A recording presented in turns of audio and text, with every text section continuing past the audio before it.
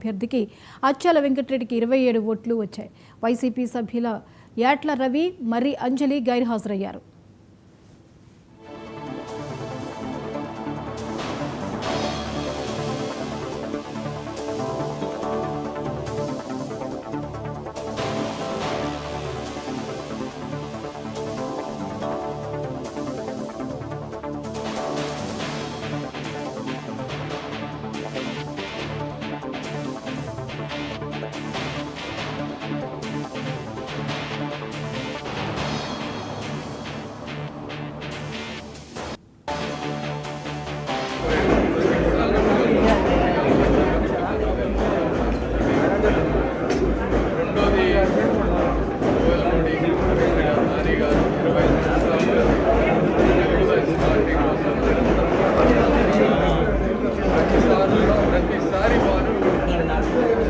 వారి కష్టాన్ని త్యాగం చేశారు.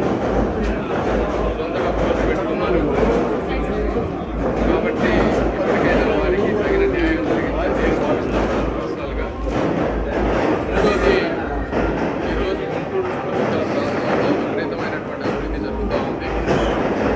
అందరం కలిసి ప్రతి ఒక్కరూ వారికి ఇవ్వాల్సిన గౌరవాన్ని, ఎమ్మెల్యేకి ఇవ్వాల్సిన గౌరవానికి, మేయర్ గారికి, కార్పొరేటర్ అందరం కలిసి పనిచేస్తే అందరూ మీరు అవుతారు, ప్రజలు గెలుస్తారు, కార్పొరేట్ గెలుస్తుంది, ఉద్దేశంలో చేసిన కార్యక్రమం.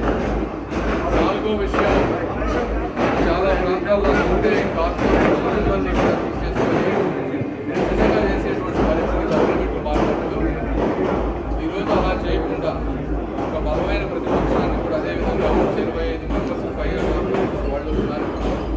వారికి కూడా సముచిత వారు కూడా సమస్యల మీద పోరాటం చేయాలని కోరుకుంటున్నాం.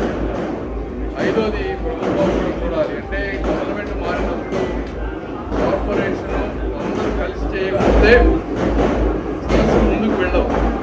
కాబట్టి గవర్నమెంట్ మారిన వెంటనే కూడా ఇవన్నీ మారిపోతే ఎవరు కూడా ఇలాంటి పనులు చేస్తూ ఉంటుంది. ఈ విధంగా కూడా కృషి చేస్తారు. చంద్రబాబు నాయుడు గారు మాట్లాడి ఏ విధంగా గవర్నమెంట్ మారిన ప్రభుత్వ వ్యవస్థ మారిన బాగుంటుందనే ఉద్దేశం. ఏదేమైనప్పటికీ ఇలా నాని గారు పర్సనల్గా చాలా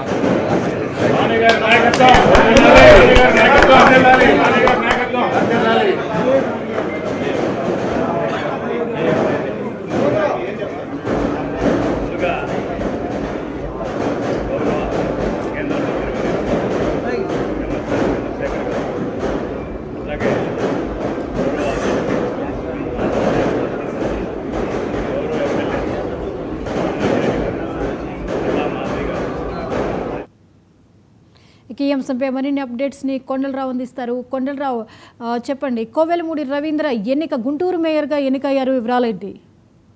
జ్యోతి, ఏదైతే గుంటూరు మేయర్ కోవెలమూడి రవీంద్ర ఎట్టకేలకు కూటమి అభ్యర్థిగా ఎన్నికయ్యారు. ఏదైతే కూటమి అభ్యర్థి కోవెలమూడి రవీంద్రకు 34 ఓట్లు రావడంతో ఏదైతే 32 ఓట్లు రావాల్సి ఉంది మేయర్ అభ్యర్థికి, 34 ఓట్లు రావడంతో 2 ఓట్లు ఎక్కువ రావడంతో కోవెలమూడి రాణి మేయర్ అభ్యర్థిగా ఎన్నికయ్యారు. వైసీపీ తరఫున అచ్చాల వెంకటరెడ్డికి 27 ఓట్లు కేవలం రావటం జరిగింది. వైసీపీ నుంచి కూడా 2 కార్పొరేటర్లు కూడా గైర్హాజరయ్యారు.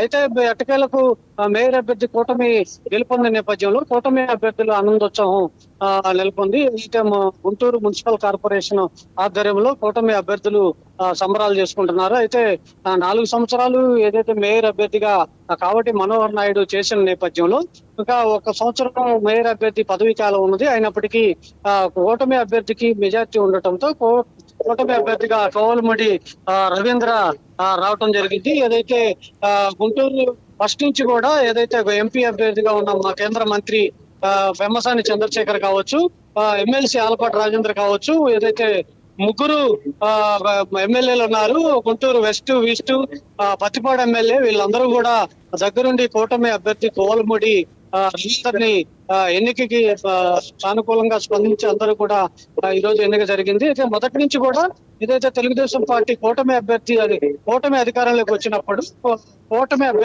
మేయర్ అభ్యర్థిగా కోవెలమూడి నానిని అప్పట్లోనే అనుకున్న సందర్భంలో ఇప్పటికేలకు 4 సంవత్సరాల తర్వాత కోవెలమూడి నానికి ఏదైతే మేయర్ వరించిందని కూడా చెప్పవచ్చు Jyothi. Right, thank you Kondalarao.